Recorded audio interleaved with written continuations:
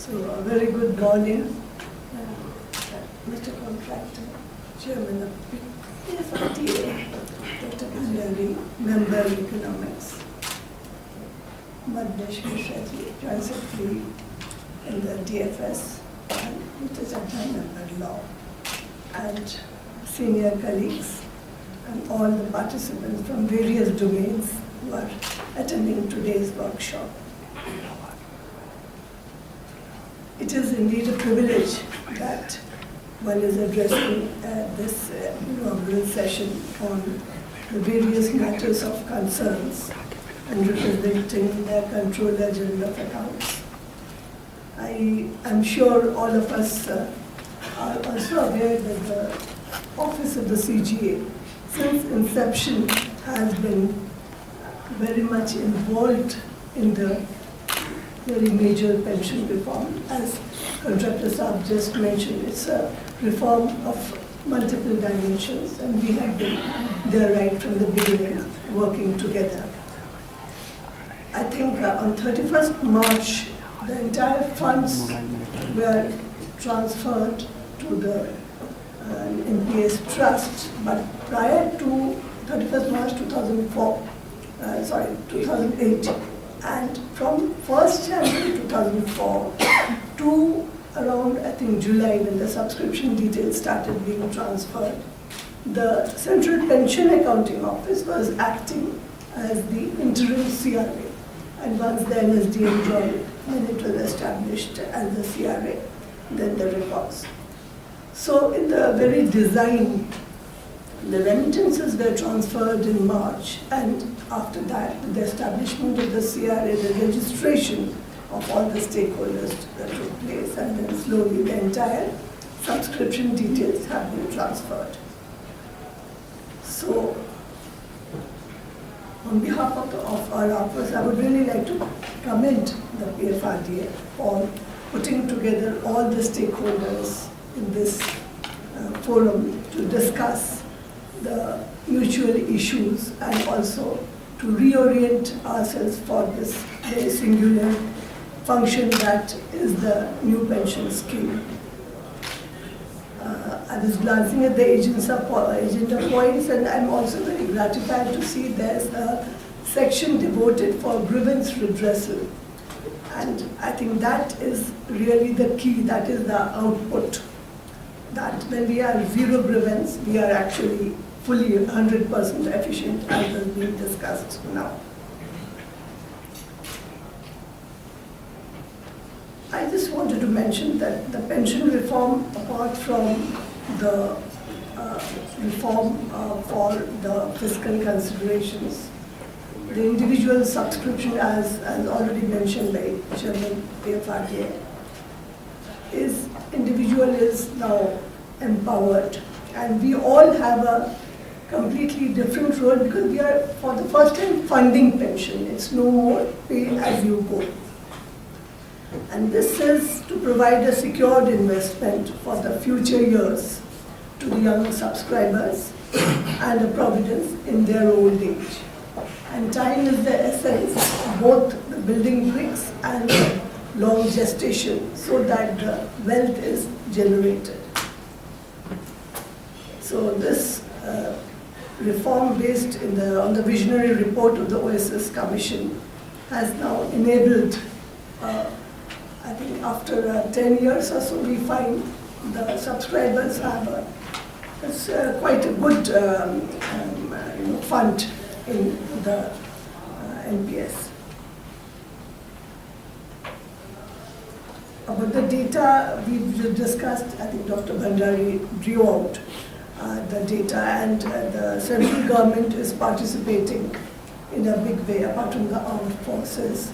And we are a serious kind of contributor to this entire function. I think we also need to revisit this concept of the POs, because to my recollection, we have about 500 POs.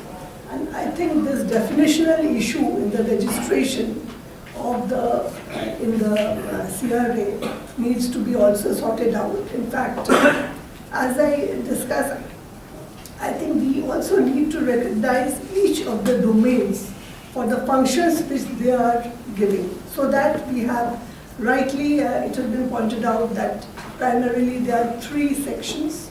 The subscriber himself, he needs to be empowered, and transparency and equity would follow. The Government of India, all the officials who have any association in this chain, and the PFRDA, once the money leaves the government account, the security and the prosperity of that fund. So it has been the effort of government and PFRDA to enhance capacity building and of men and of systems. Again, a passing remark, just as we have shelved pay as we go, we also have grown by learn as we go. Over the previous decade, we have moved, and the experience and the findings have actually led to some additional changes, and I think now we are poised when we need to ride on the wave of technology, and we need to redesign some of the systems.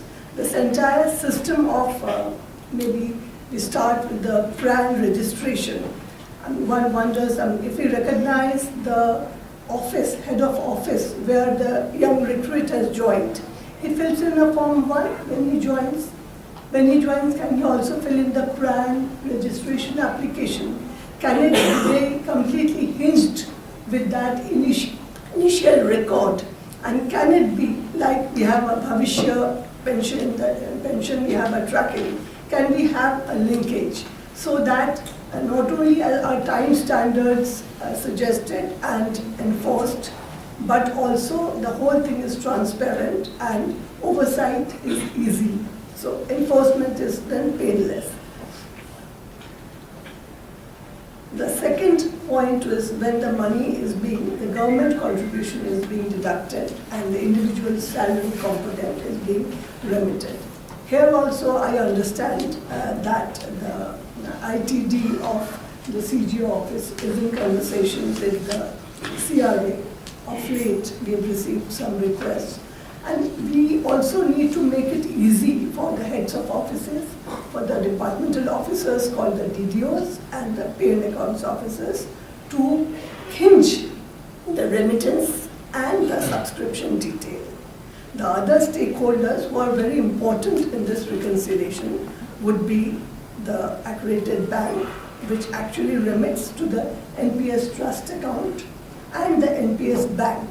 I think we need to have an integration in and better communication so that we have standards for sorting it out simultaneously. We should not be waiting.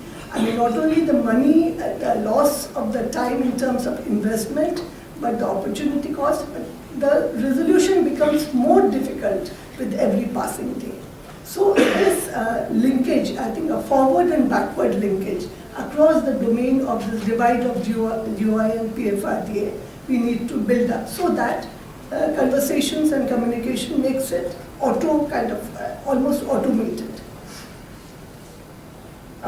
The further down the line, the fund managers and the annuity managers are governed by the PFRDA, and they are also being regulated to be responsive to the requirements of the system to ensure the full efficiency.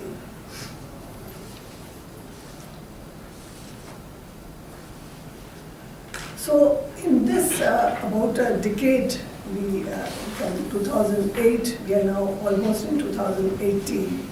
If we can now think of creating, I'm talking about the civil ministries, I'm sure a similar arrangement should be possible with the non-civil ministries.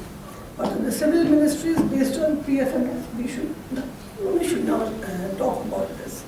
Also, we saw a letter from PFRDA last week about the exit issues. There have been issues because the annuity provider has to be contacted separately. That is also in the design. That also we need to again build into the system, and PFRDA has suggested a certain format, and we are trying to have a look at that. We would like to respond to that. So the key thought is with each stakeholder, whether he is the subscriber, whether he is the head of office or the joining disbursing officer or the PO or the accredited bank or the NPS trust bank, all of us need to be very sensitive that young subscriber who has joined the government, he should not be put to any difficulty. And typically when they join, they have no idea. Financial education comes much later, and we are all completely, immersed in the various governance, actions. So we know, we understand. So we need to educate them, and therefore all our officers, each person who contributes, so that not a day is lost in this chain. And the efficiency is a dual function of the system and of the men. So while we enhance the system as with each change we propose, we also need to have a complete responsiveness and sensitivity that each person, for his own understanding and for he does these e-learning. I'm very glad to hear about this pension sanchay. So we need to do e-learning, we need to know what is to be done. And then I'm sure PFRDA and the Department of Financial Services will arrange to have a foolproof grievance redressal. For instance, even now I understand when the remittances are made and subscription details are sometimes cannot be matched, sometimes the money flows back into the government account. So that is somewhere maybe DFS can have a view, because even that needs to be safely invested. And of course, not to say that there should be not matching. Matching has to be enabled. But this movement can be very, very, it can really have a regressive effect on the entire spirit of the NPS.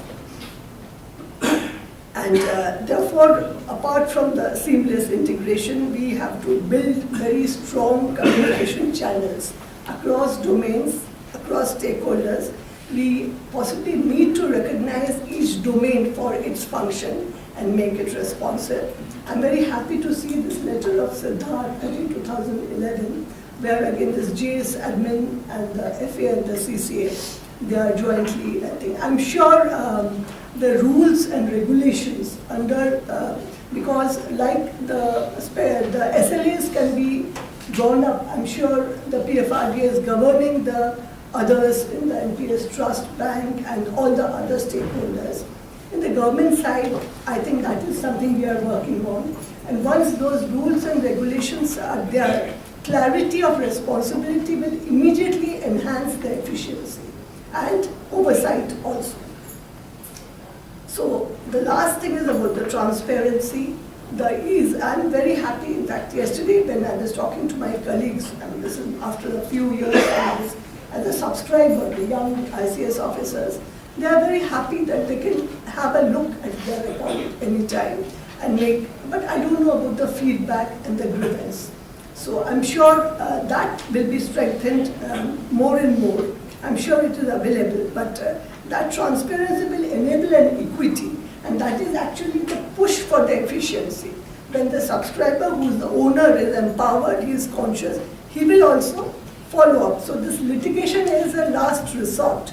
So even to my mind, we should not have a grievance, we should be able to locally sort out, and when it is across the domain, I'm sure the PFRDA and DFS combined can sort it out. So that this transparency is therefore not only an end, it's also a means for a win-win situation. I think with that, I would like to just address these thoughts for the conference, and we would really look forward to hearing the proceedings of the conference and what are the findings at the end of the day. We would really love to receive that. So once more, I thank PFRDA for inviting our office to be associated with this function, and we really hope that we will be able to work in all the chain. We need to hold hands, communicate, and work together to make that 17% zero. There should be not a single day's loss to any subscriber. Thank you.